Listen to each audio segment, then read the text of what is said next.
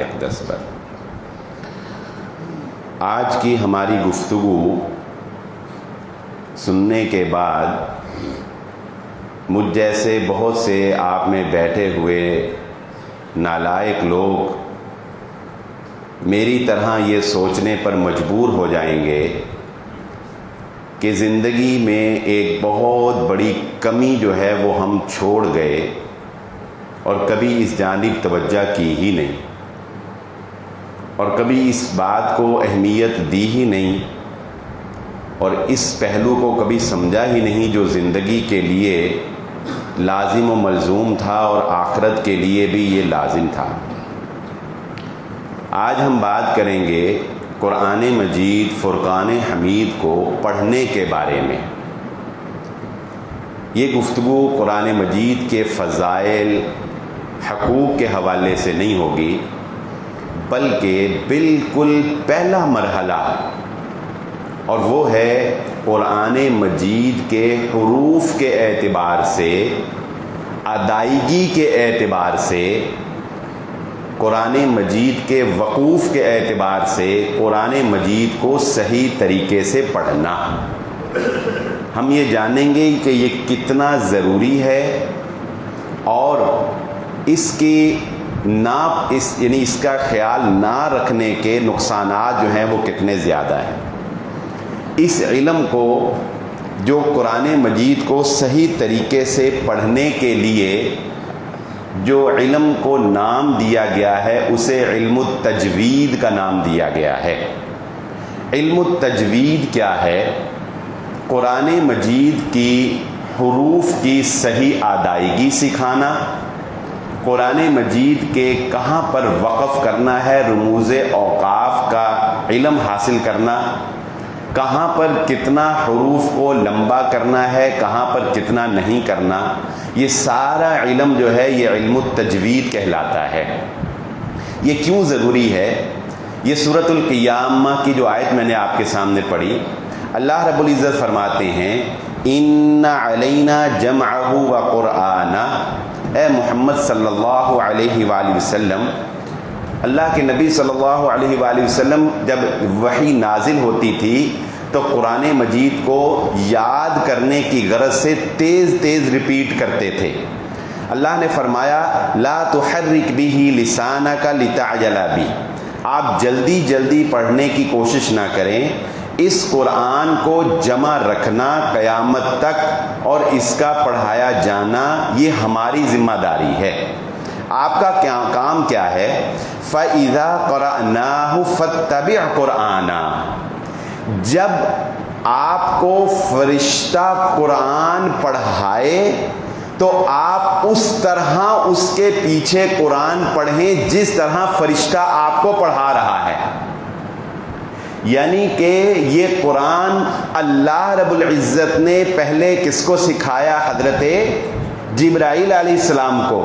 جیسے اللہ نے حضرت جبرائیل علیہ السلام کو سکھایا، ایسے ہی حضرت جبرائیل نے یہ قرآن کس کو سکھایا؟ محمد الرسول اللہ صلی اللہ علیہ وسلم کو۔ محمد الرسول اللہ صلی اللہ علیہ وسلم نے ویسے ہی یہ قرآن کس کو سکھایا؟ صحابہ کرام کو۔ اس کی بہت سی مثالیں ہیں، مگر میں ایک مثال سے آپ کو بات سمجھا کے اگلی طرف جاتے ہیں۔ قرآن کے ماہرین میں جن صحابہ کرام کا نام آتا ہے ان میں سر فہرست نام ہے حضرت عبداللہ بن مسعود رضی اللہ تعالیٰ عنہ کا۔ حضرت عبداللہ بن مسعود رضی اللہ تعالیٰ عنہ اپنے ایک شاگرد کو قرآن مجید کی تعلیم دیتے ہوئے سورۃ التوبہ کی جب آیت نمبر 60 پر پہنچے تو وہ بچہ جو شاگرد تھا ان کا، وہ پڑھنے لگا انما الصدقات للفقراء۔ اس نے کیا پڑھا؟ انما الصدقات للفقراء۔ حضرت عبداللہ بن مسعود رضی اللہ تعالیٰ عنہ فرمانے لگے آپ نے جس طرح قرآن پڑھا ہے ہمیں رسول اللہ صلی اللہ علیہ وآلہ وسلم نے ایسے قرآن نہیں سکھایا، ہمیں ایسے قرآن نہیں سکھایا۔ پھر حضرت عبداللہ بن مسعود رضی اللہ تعالیٰ عنہ نے پڑھ کر سنایا کہ ہمیں رسول اللہ صلی اللہ علیہ وسلم نے قرآن سکھایا انما الصدقات للفقراء، یعنی اس اسٹوڈنٹ نے کیا غلطی کی تھی کہ فقراء کے اوپر مد تھی، یعنی اس کو لمبا کرنا تھا، فقرائی، اور اس نے کیا پڑھا؟ للفقرائی۔ اس لمبا کرنے پر نہ کرنے پر حضرت عبداللہ کیا کہتے ہیں؟ ہمیں ایسے رسول اللہ صلی اللہ علیہ وسلم نے نہیں سکھایا۔ اس کا مطلب کیا ہوا؟ اس حدیث سے یہ بات ہمیں واضح طور پر پتہ چل گئی کہ رسول اللہ صلی اللہ علیہ وسلم نے صحابہ کو تجوید کے ساتھ قرآن پڑھایا، کہاں پر کتنا لمبا کرنا ہے، کہاں پر نہیں کرنا، کہاں پر رکنا ہے، کہاں پر کیا کرنا ہے، یہ ساری باتیں ہمیں صحابہ کرام کو رسول اللہ صلی اللہ علیہ وسلم نے سکھائیں، اور صحابہ کرام نے اسی طرح آگے سکھائیں، اور آج ہم تک یہ قرآن مکمل قراتوں کے ساتھ اور مکمل تجوید کے ساتھ آج یہ قرآن ہمارے پاس جو ہے وہ محفوظ ہے۔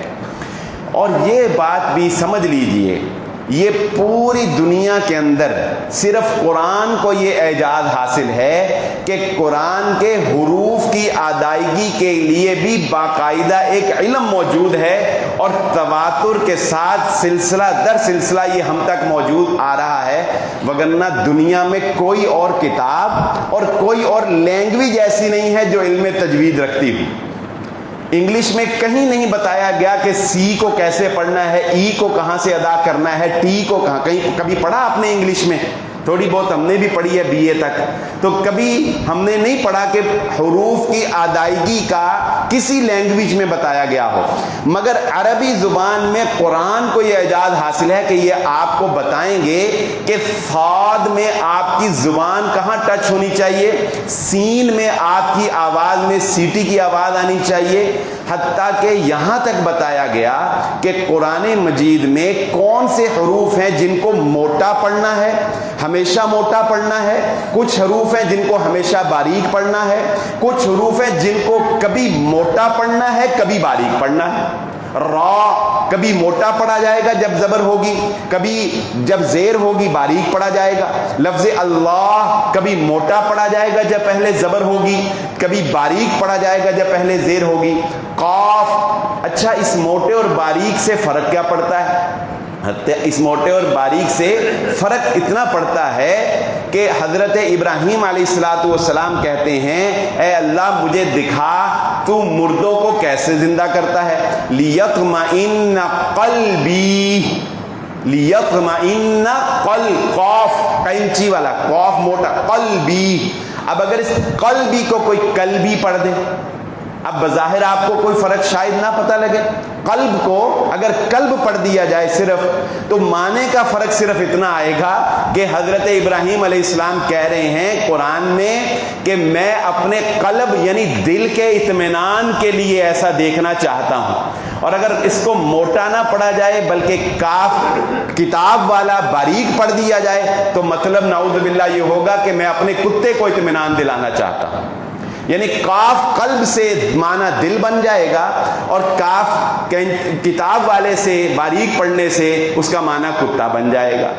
الحمد، الحمد یعنی قرآن مجید میں ہمیں مجود قرآن مجید میں قراء کرام یہ بتاتے ہیں کہ وہ حروف جو آپس میں ملتے جلتے ہوں ان کی آواز میں فرق ظاہر ہونا چاہیے، ہا اور ہا۔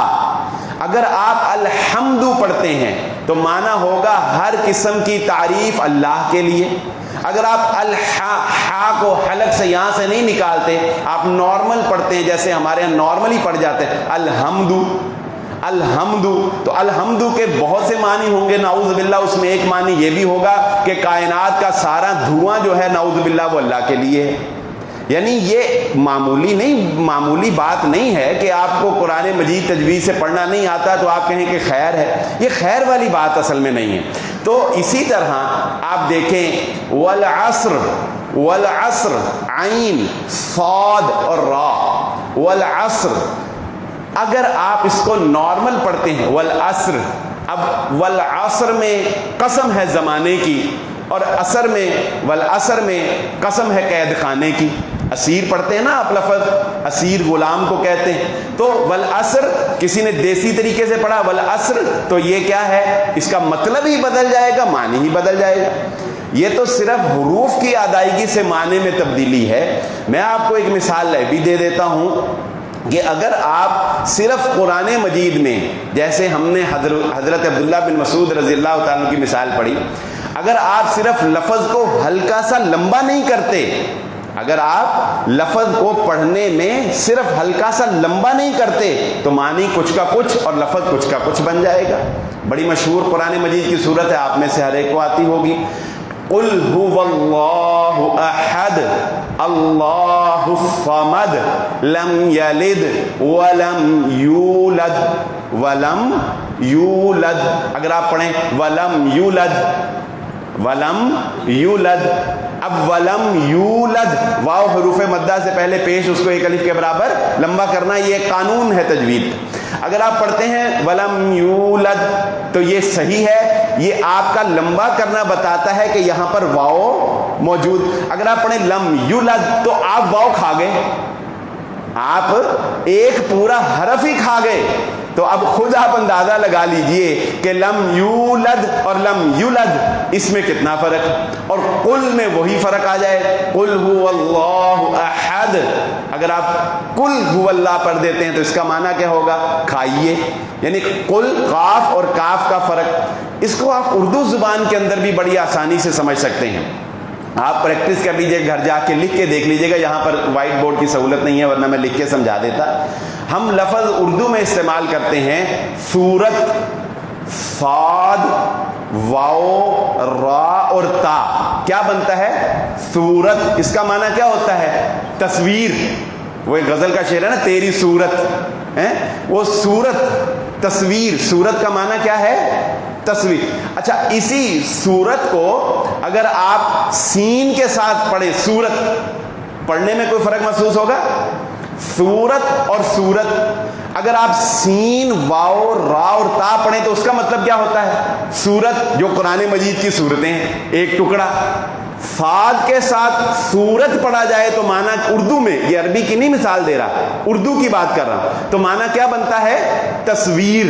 اور اگر سین کے ساتھ پڑھ لیں صورت تو معنی کیا بنتا ہے؟ ایک ٹکڑا، یعنی قرآن مجید کی کوئی صورت یا کوئی ایک ٹکڑا۔ تو اردو زبان کے اندر بھی اتنا فرق معنی کا صرف ادائیگی سے فرق پڑ جاتا ہے، تو یہ تو پھر قرآن مجید فرقان حمید وہ عربی زبان ہے جو کہ اللہ رب العزت نے محمد الرسول اللہ صلی اللہ علیہ وآلہ وسلم کے اوپر پوری فصاحت اور بلاغت کے ساتھ نازل فرمائی ہے، اور یہی قرآن مجید کا اعجاز ہے۔ اور پھر یہی کافی نہیں ہے، یہ اتنا گہرا علم ہے کہ اس میں میں یہ نہیں آپ کو کہتا، یہ ایک اصولی بات ذہن نشین رکھ لیجئے، کسی بھی فن کے اندر مہارت حاصل کرنا یا اس پر مکمل دسترس حاصل کرنا یہ ہر بندے کے بس کی بات نہیں ہوتی، نہ دین ہم سے یہ تقاضا کرتا ہے۔ دین ہم سے یہ تقاضا بھی نہیں کرتا کہ آپ مکمل عبور اور پختہ کام رکھیں، کیوں؟ یہ فرض کفایہ کی حیثیت میں آتا ہے۔ کچھ لوگ اگر اس علم کے ماہر بن جاتے ہیں تو دوسروں کی طرف سے بھی وہ حق ادا ہو جاتا ہے، لیکن جیسا کہ ہر بندہ وہ حدیث کا عالم نہیں بن سکتا، ہر بندہ جو ہے وہ فقیہ نہیں بن سکتا، لیکن دین ہم سے، مجھ سے اور آپ سے یہ تقاضا کرتا ہے کہ اتنا علم ہر بندے کو ہونا چاہیے جو قرآن مجید کو پڑھنے کے لیے بنیادی ضرورت ہے۔ گہرائی میں نہ جائیں، بہت مہارت نہ، لیکن بنیادی ضرورت، اتنی کو ضرورت کہ جس سے آپ کی نمازیں تو کم از کم صحیح رہیں نا۔ فقہا نے اس تجوید کے علم پر لکھا کہ اگر خدا نہ خواستہ بسا اوقات قرآن مجید پڑھتے ہوئے آپ اتنی واضح غلطی کر دیتے ہیں کہ جس کی وجہ سے معنی میں تبدیلی آ جاتی ہے، تو معنی میں تبدیلی آنے کی وجہ سے آپ کی نماز بھی ضائع ہو سکتی ہے۔ آپ نے قرات ہی ٹھیک نہیں کی ہے، آپ نے وہ جو اللہ رب العزت نے الفاظ اتارے ہیں وہ آپ نے پڑھے ہی نہیں ہیں۔ پھر یہی کافی نہیں ہے، یہ اتنا نازک علم ہے کہ اگر آپ اس کی گہرائی میں جائیں گے تو واقعتاً آپ حیران اور پریشان ہوں گے اور افسردہ ہوں گے کہ ہائے پتہ نہیں کہاں کہاں ہم سے غلطیاں ہوئی ہوں گی. بہر اللہ رب العزت سے ہم پھر بھی یہ امید رکھتے ہیں اللہ رب العزت ہم سے درگزر فرمائے. لیکن سستی اور کاہلی بہرحال اس کی اسلام میں گنجائش نہیں ہے. قاری ریاض صاحب کو آپ جانتے ہیں, جنہوں نے یہاں دارالسلام میں قرآن بھی پڑھایا, میں نے ان سے تجوید پڑھی, اب پڑھ بھی رہا ہوں تھوڑی الحمدللہ. تو اب وہ ایک قاری ہیں, ٹھیک ہے, یعنی اور استاد ہیں, پڑھاتے ہیں. میں صرف یہ واقعہ آپ کو اس لیے سنانے لگا ہوں کہ اس کی نزاکت آپ کو پتہ لگ جائے. وہ کہتے ہیں, مجھے انہوں نے یہ واقعہ اپنا سنایا ذاتی, وہ کہتے ہیں کہ میں مالدیپ میں قرآن پڑھا رہا تھا, سنا رہا تھا تراویح میں. تو قرآن سناتے ہوئے سورۃ البروج پڑھتے ہوئے میں نے جنات تجری, یہاں پر وہ کہتے ہیں میں نے وقف کر لیا, وہاں پر میں ٹھہر گیا, میں رک گیا, اور پھر رک کے سانس توڑا اور پھر میں آگے سے پڑھنا شروع کر دیا. تو کہتے ہیں کہ جب میں نے سلام پھیرا تو ایک مصری قاری, مصر کے, ان کو پتہ ہے, آپ کو پتہ ہے ان کے سلیبس میں قرات شامل ہے ان کے, یعنی وہاں وہ جس طرح ہمارے یہاں کہتے ہیں نا جمندرو, وہ جمندرو قاری ہوتے ہیں.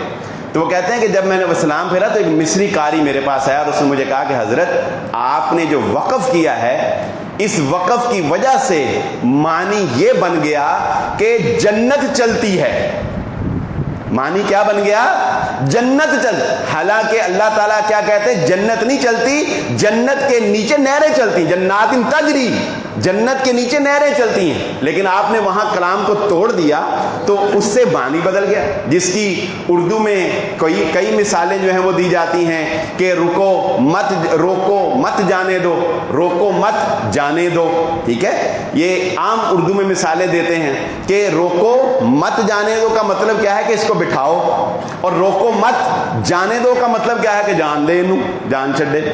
دونوں معنی میں الفاظ تو وہی ہیں نا, رکنے کے فرق سے, وقف کے فرق سے کتنا فرق آ جاتا ہے. جیسا کہ مثال کے طور پہ اللہ رب العزت فرماتے ہیں واللہ لا یستحیی من الحق, واللہ لا یستحیی من الحق. اب اس آیت کا اگر میں اسی لے میں پڑھوں تو ترجمہ یہ ہے کہ اللہ لا یستحیی من الحق, وہ حق بیان کرنے سے نہیں شرماتا.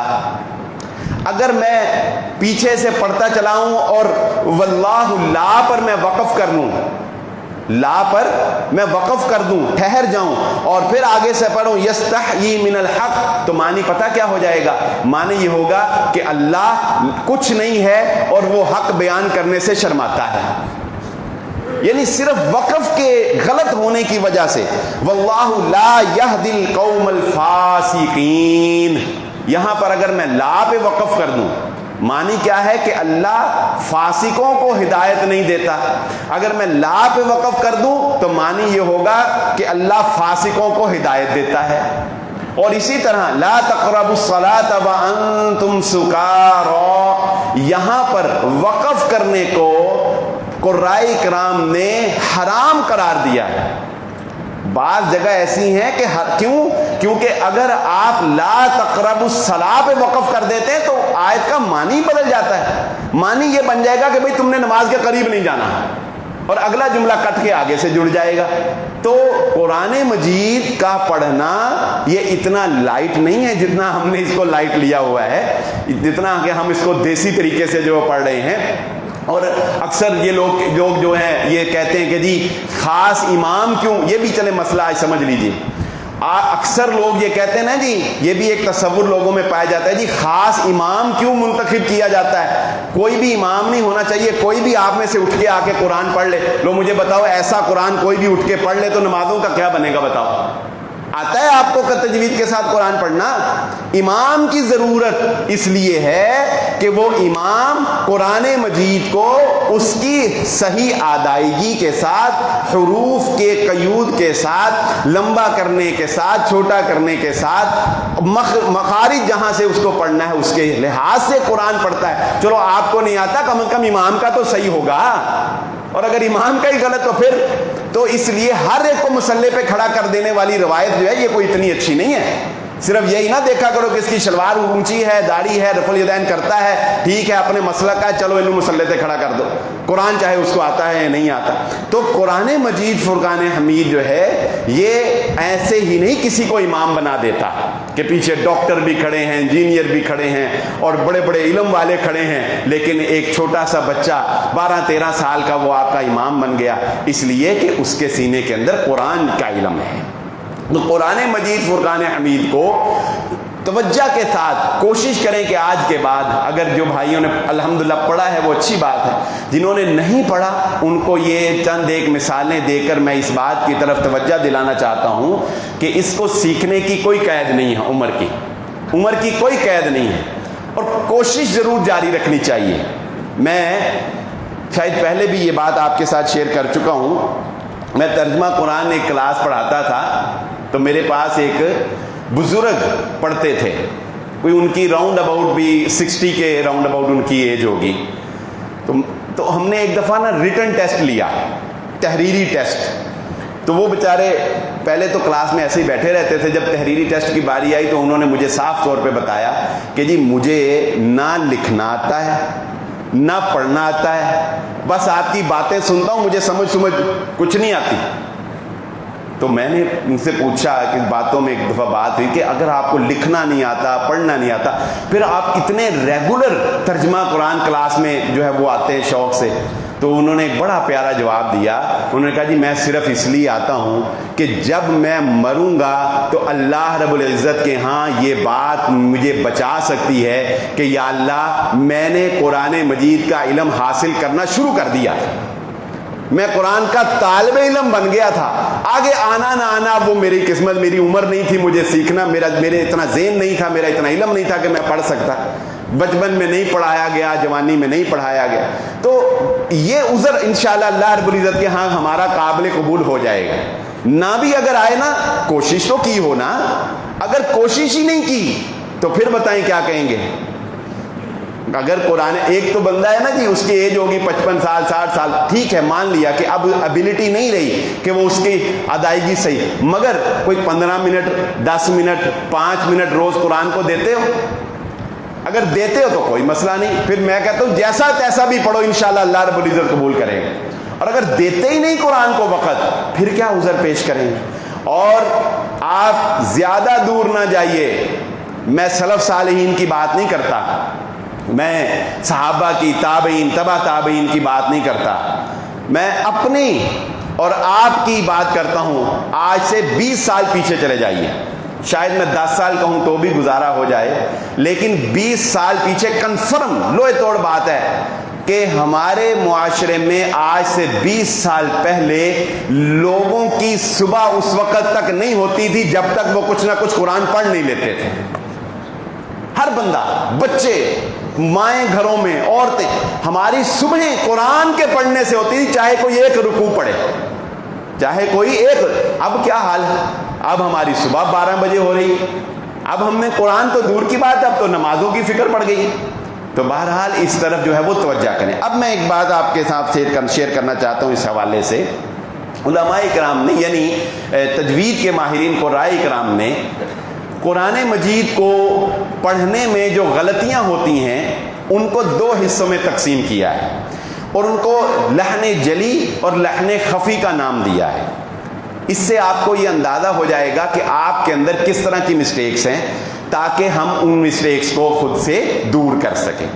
لحن جلی یعنی یہ وہ غلطیاں ہیں جن کا صحیح کرنا لازمی ہے، جن پہ کمپرومائز نہیں ہو سکتا۔ لحن جلی وہ غلطیاں ہیں کہ جن پہ کمپرومائز نہیں ہوگا۔ اگر آپ کے قرآن پڑھنے میں یہ غلطیاں پائی جاتی ہیں جو میں اب بیان کرنے لگا ہوں، تو آپ کو اپنی فکر کرنی چاہیے، فوراً کسی ٹیچر سے رجوع کر کے قرآن مجید جو ہے وہ درست کر لینا چاہیے۔ ان غلطیوں کا معنی پر بھی اثر پڑتا ہے، ان غلطیوں کا مفہوم پر بھی اثر پڑتا ہے، ان غلطیوں سے ایک بات کہیں کی کہیں نکل جاتی ہے۔ نمبر 1، قرآن مجید لحن جلی یعنی واضح غلطیاں کیا ہیں کہ قرآن مجید کے حروف کی ادائیگی میں تبدیلی کر دینا، حروف کی ادائیگی میں تبدیلی، جس کی میں نے مثالیں بھی آپ کو دی۔ ہا کی جگہ ہا پڑھ دینا، صاد کی جگہ سین پڑھ دینا، رال کی جگہ زا پڑھ دینا، یہ ملے جلے عین حمزہ، یہ کچھ حروف ہیں جن کی آوازیں ایک دوسرے سے ملتی جلتی ہیں، ان پہ پریکٹس کی ضرورت ہے۔ اچھا میں آپ کو ایک بات بتاؤں، صرف 1 مہینے میں آپ یہ سیکھ سکتے ہیں، صرف 1 مہینے میں۔ کیسے؟ زیادہ نہیں، آپ اپنے مسجد کے امام یا کسی بھی قاری کے پاس بیٹھ جائیں، اس 29 حروف ہیں، اسے کہیں مجھے روزانہ 1 حرف کی ادائیگی سکھا دے، بس روزانہ 1 حرف، الف با تا ثا جیم ہا، 29 دن لگیں گے آپ کو، ہر حرف کی ادائیگی جو ہے وہ آ جائے گی، 29 دن کے اندر آپ یہ سیکھ سکتے ہیں۔ نمبر 2، حرکت کے اندر تبدیلی کر دینا، اور یہ تو آپ جانتے ہیں کہ واضح ہی غلطی ہوگی، یعنی زبر کی جگہ زیر پڑھ دینا، پیش کی جگہ کچھ اور پر جزم پڑھ دینا، تو اس طرح کی غلطیوں سے معنی کے اندر واضح تبدیلی آتی ہے، یہ غلطی پر کمپرومائز نہیں ہو سکتا۔ نمبر 3، متحرک لفظ کو ساکن پڑھ دینا یا ساکن لفظ کو متحرک پڑھ دینا، یعنی کہیں پر جزم ہو، خلقن ہو آپ خلقن پڑھ دیں، یا کہیں پر حرکت ہو اور آپ اس کو جزم پڑھ دیں، تو یہ غلطی جو ہے یہ لحن جلی میں آتی ہے۔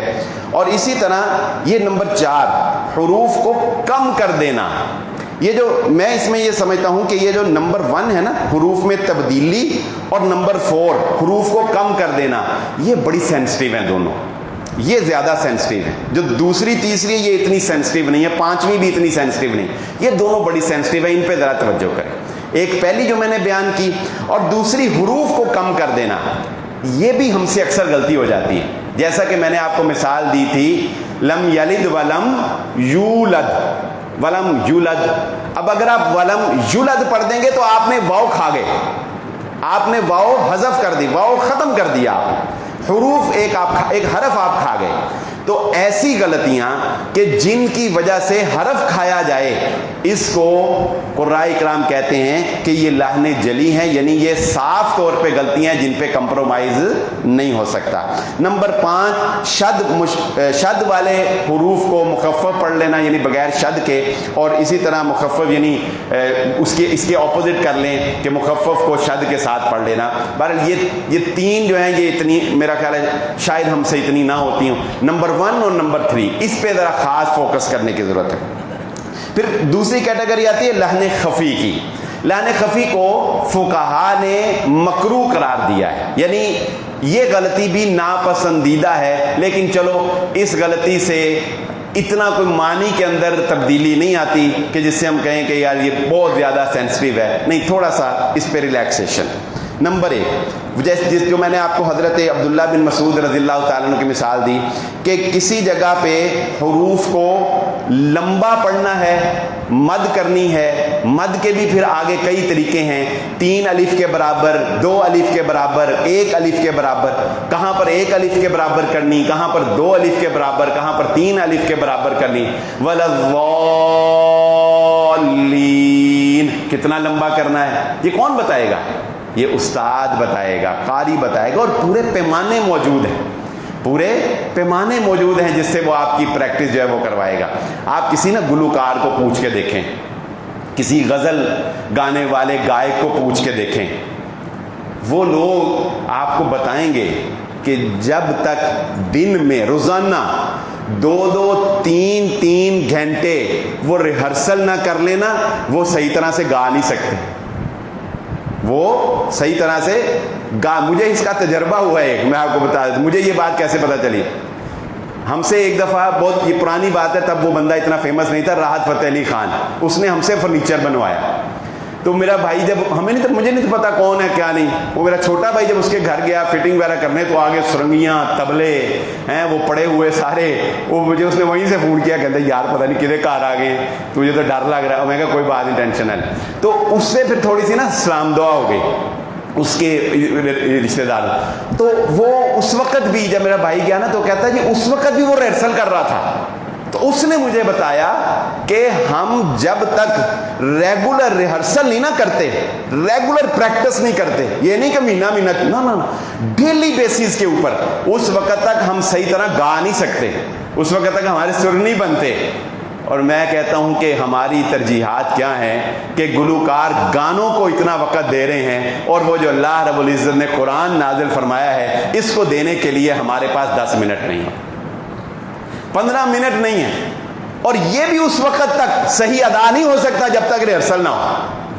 جو بات میں سمجھانا چاہتا ہوں، یہ قرآن بھی اس وقت تک مثال صرف سمجھانے کے لیے دی ہے، ورنہ کہاں وہ اور کہاں قرآن، کہاں گلوکاری اور کہاں قرآن. لیکن بات صرف آپ کو سمجھانے کے لیے ایک مثال دی ہے کہ جس طرح دیگر فنون میں مہارت کے لیے، دیگر فنون کی صحیح عمدگی کے لیے، درستگی کے لیے ریہرسل کی ضرورت ہوتی ہے، پریکٹس کی ضرورت ہوتی ہے، اسی طرح یہ قرآن مجید فرقان حمید کو بھی صحیح ادا کرنے کے لیے، وگرنہ بڑوں سے غلطیاں ہو جاتی ہیں. میں نے ابھی آپ کے سامنے اپنے استاد محترم قاری ریاض صاحب کی مثال رکھی.